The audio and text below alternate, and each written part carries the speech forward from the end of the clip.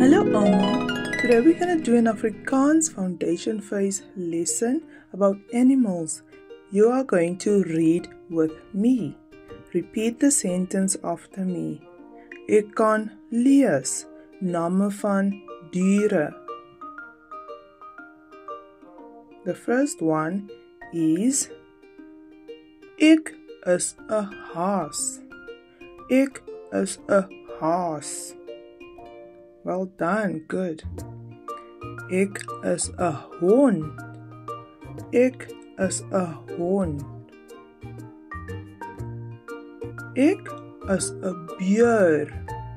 Ek is 'n beer.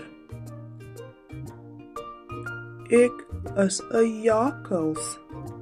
Ek is 'n jakkals. Ek is 'n krokodil. Ek is 'n krokodil. Ek is 'n uil.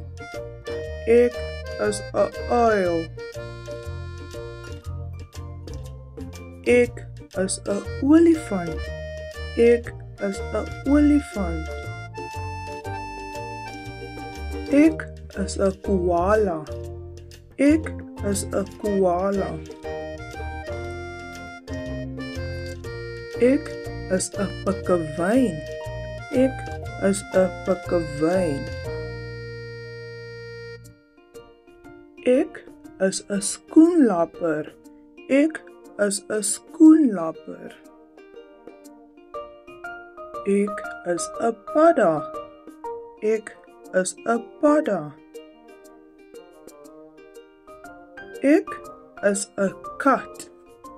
Ek is 'n kat.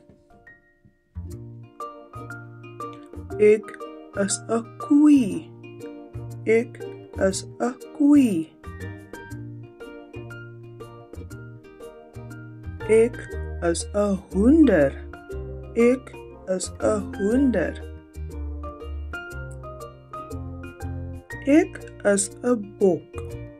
Ek is 'n bok. Ek is 'n voël. Ek is 'n voël. Ek is 'n panda. Ek is 'n panda.